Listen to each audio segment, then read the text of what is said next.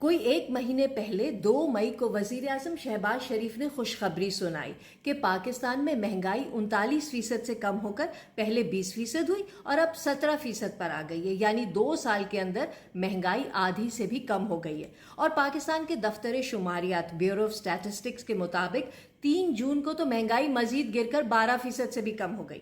اگر واقعی ایسا ہوا ہے تو پھر کوئی یہ سمجھائے کہ آنے والے بجٹ میں سرکاری ملازمین کی تنخواہوں میں 10 سے 15% اضافہ کرنے پر غور کیوں کیا جا رہا ہے؟ اگر معاشی حالات دگنے بہتر ہوئے ہیں تو سرکاری ملازمین کی تنخواہوں کی ویلیو تو ویسے بھی ڈبل ہو گئی ہے، اسے مزید بڑھانے کی کیا تک ہے؟ حکومت کے پاس اس کی کوئی وجہ ہے تو بتائیں۔ ملک میں مہنگائی ناپنے یا تولنے کے جو بھی طریقے ہیں وہ مجھے نہیں معلوم، لیکن اتنا ضرور معلوم ہے کہ صرف حکومت کے کہہ دینے سے مہنگائی کم نہیں ہو جاتی، لوگوں کو فیل بھی ہونی چاہیے۔ آپ اپنے گھروں کا بجٹ دیکھیں، کیا پچھلے 2 سال میں خرچہ آدھا ہوا ہے یا بڑھا ہے؟ بجلی مہنگی سے مہنگی ہوئی ہے، گیس مہنگی، ڈالر مہنگا، پیٹرول مہنگا، تو پھر مہنگائی کیسے کم ہوئی ہے؟ اور چلیں اگر ہم آنکھ بند کر کے حکومت کا دعویٰ مان بھی لیں تو بھی عقل کہتی ہے کہ جب ملک کے معاشی حالات اتنے خراب ہوں جتنے پاکستان کے ہیں تو بیوروکریسی کو خوش کرنے کے بجائے پہلے معیشت کو واپس اپنے پیروں پہ کھڑا کرنا چاہیے، اس کے بعد پیسے بچیں تو اپنی شاہ خرچی کریں۔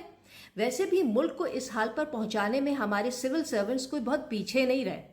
وزارت خزانہ کا کہنا ہے کہ اس مالی سال میں وفاقی حکومت کا خسارہ 2.7 کھرب روپے رہا اور رواں مالی سال کے پہلے 6 مہینوں میں یعنی جولائی سے دسمبر 2023 تک ہم نے بجٹ کا 64% قرضوں کی ادائیگی پر خرچ کیا۔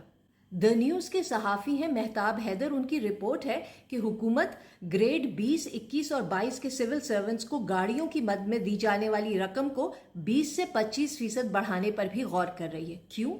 مہنگائی کی وجہ سے، وہی مہنگائی جو شہباز شریف کے مطابق کم ہو کر آدھی ہو گئی ہے۔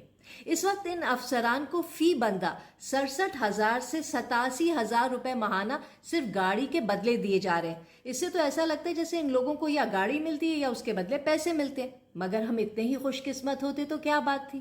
ان بیوروکریٹس کو گاڑی بھی ملتی ہے اور گاڑی کے بدلے پیسے بھی، اور اب بجٹ میں اسی پیسے کو پھر سے بڑھانے کا سوچا جا رہا ہے۔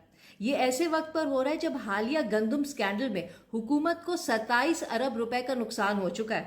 وزیر اعظم آفس کو پیش کی جانے والی جائزہ رپورٹس میں سامنے آیا ہے کہ جب ملک میں گندم درآمد کی گئی اور قیمتی ڈالرز باہر بھیجے گئے تو عین اس وقت ہمارے ہاں 80 لاکھ میٹرک ٹن گندم آلریڈی موجود تھی اور گوداموں میں سڑ رہی تھی۔ اس سکینڈل کا الزام بیوروکریسی پر لگایا گیا ہے، وہی بیوروکریسی جس کی تنخواہوں اور مراد میں اضافے کی کوشش ہو رہی ہے، وہ بھی ایسے وقت پر جب مہنگے ڈالر کی وجہ سے نئے مالی سال میں ہمارے قرضے میں 10,433 ارب روپے کا اضافہ ہو سکتا ہے۔ اس سے ہمارا ٹوٹل داخلی اور بیرونی قرض بڑھ کر 87,346 ارب روپے تک پہنچ سکتا ہے۔ ایسا نہیں ہے کہ حکومت کو کوئی اچھے مشورے دینے والا نہیں ہے۔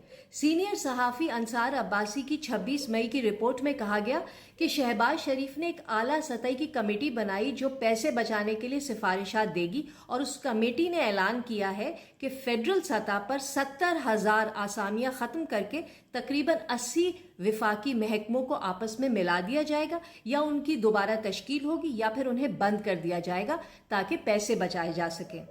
شہباز شریف نے اپنی پچھلی حکومت میں بھی ایسی ہی ایک کمیٹی بنائی تھی جس نے پیسے بچانے کے لیے جامع اقدامات کی سفارش کی تھی۔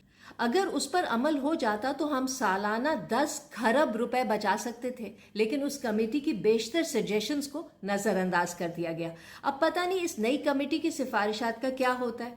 یہ سب سن کر اگر میری طرح آپ بھی کنفیوز ہو رہے ہیں تو آپ اکیلے نہیں ہیں، ہماری حکومت بھی اتنی ہی کنفیوزڈ ہے۔ وہ IMF کی مرضی کا بجٹ نہیں بناتی تو IMF سے اگلا قرضہ نہیں ملے گا، اور IMF کی مرضی کا بجٹ بناتی ہے تو حکومت کو لانے والی اشرافیہ ناراض ہو جائے گی۔